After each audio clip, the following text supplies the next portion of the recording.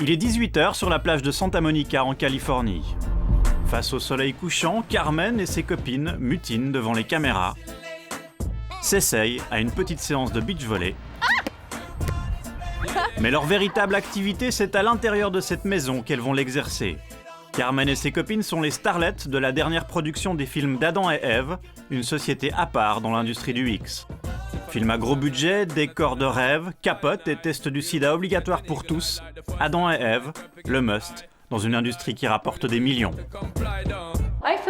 J'adore travailler pour cette société. Vous savez, il n'y a pas beaucoup de compagnies qui peuvent prétendre à une telle qualité et où les gens sont aussi attentionnés avec leurs équipes. L'homme à la tête de cette compagnie, le voici. Valise rapiécée, manteau trop grand, chapeau usé. Phil Harvey n'a rien du pornocrate millionnaire. Il se retrouve plus souvent dans un aéroport que sur le tournage de ses films. Cet homme sillonne le monde. Depuis plus de 40 ans, le roi du porno réglo investit ses millions pour sauver des vies dans les pays les plus pauvres, avec une idée simple. L'idée est de distribuer des contraceptifs et de l'information à travers les réseaux de la publicité et du commerce traditionnel. On les vend dans des emballages attractifs et à bon marché. Ils sont faciles à trouver. Vous avez juste à vous rendre à l'épicerie du coin dans un kiosque ou dans n'importe quel endroit où vous pouvez acheter des cigarettes, boire une bière ou un thé. Et dans ces endroits, vous pouvez trouver des pilules ou des capotes à un prix très abordable. Pour Phil Harvey, l'aventure a commencé en Inde à la fin des années 60. Jeune diplômé d'Harvard, il dirige un important réseau de distribution alimentaire. Très vite, il est convaincu que l'explosion démographique est le véritable fléau des pays pauvres. Il abandonne les sacs de riz et va concentrer son énergie sur l'éducation sexuelle et la contraception.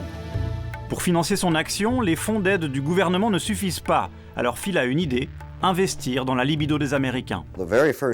La toute première chose que l'on ait faite, c'était de vendre des capotes par la poste en Amérique.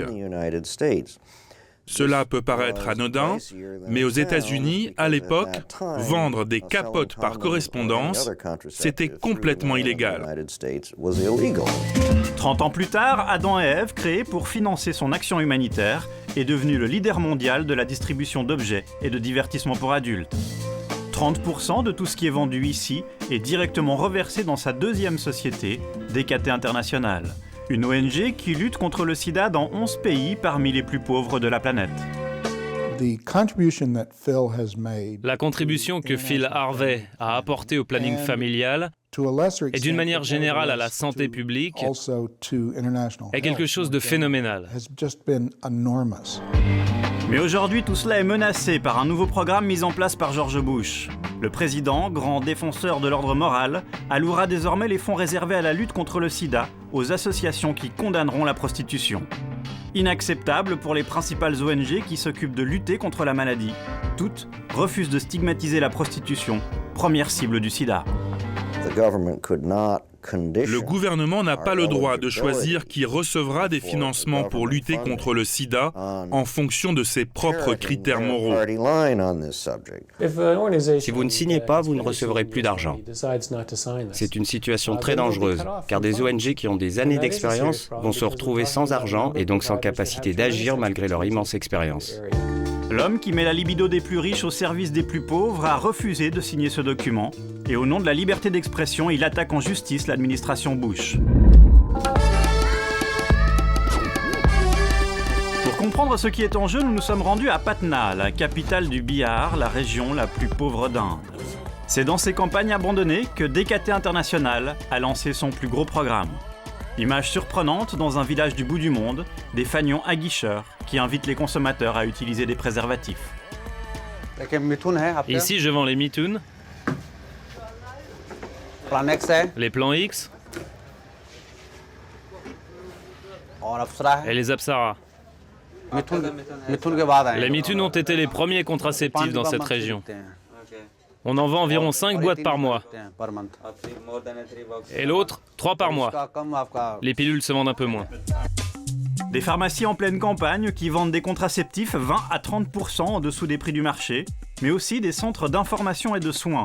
Grâce à l'argent du porno, près de 40 000 de ces centres ont vu le jour, là où les médecins n'existent pas. Voilà, vous êtes devant un centre Harvey Titley Center. Et notre rôle ici est d'informer les femmes. On leur donne des conseils sur tout ce qui touche au planning familial. Résultat, des files d'attente quotidiennes de femmes venues se renseigner sur le danger des maladies sexuellement transmissibles, sur l'utilisation du préservatif ou de la pilule, dans une région où la notion même de contraception était inconnue avant l'arrivée des centres il y a 11 ans. Dans nos campagnes, les choses ont beaucoup changé ces dernières années grâce à ce qu'on nous a appris dans les centres Titley et que l'on peut transmettre ici aux femmes de nos villages. Le docteur Sandhya Ahuja est chercheuse en physique nucléaire. Après avoir travaillé pour les plus grandes compagnies européennes, elle a tout abandonné pour rejoindre l'organisation de Phil Harvey, ici, au Bihar. C'est elle qui a la responsabilité de toutes les cliniques créées avec l'argent de Phil Harvey. Avant de donner notre aval à une clinique, on fixe des conditions qui sont fondamentales pour nous, telles que la mise en place des infrastructures, la propreté et le prix des actes médicaux qui doivent rester abordables, même pour les plus pauvres parmi les pauvres. Au total, 324 cliniques ont été créées dans la région. C'est pour construire ces cliniques que Phil Harvey s'est lancé dans le business du porno. Ici, on vient pour accoucher, se faire avorter ou stériliser. Les interventions sont facturées à 50% du tarif habituel. Les normes d'hygiène sont rigoureuses et on y trouve du matériel médical rare dans la région. Ranit vient d'avoir son premier enfant. Il est né par césarienne il y a 5 jours. Une opération impossible au Bihar il y a seulement quelques années. Et ici, aucun problème d'ordre moral lorsqu'on apprend aux patients qu'il a fallu vendre des millions de jouets érotiques et autres cassettes pornographiques pour en arriver là. Ici, il y a beaucoup d'infirmiers, mais aussi de docteurs. Tout le monde s'occupe bien de nous. C'est la clinique la moins chère de la région. Alors vous savez, la provenance de l'argent, nous, on s'en fiche. Cet argent nous rend bien service et c'est tout ce qui compte.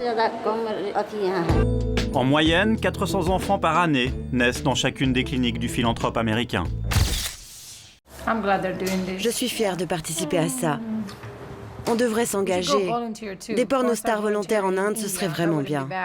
Ouais, on en parlait justement. On pourrait devenir des ambassadrices pour ces enfants. Je veux être leur ambassadrice. Angelina Jolie le fait, alors pourquoi pas nous? Carmen fera Angelina Jolie et moi Penelope Cruz. Ah ouais. Regardez ce petit bébé. L'ordre moral à l'assaut du porno humanitaire, à Santa Monica quoi qu'il arrive, pour les enfants du tiers-monde, Carmen et ses copines continueront à aller jusqu'au bout.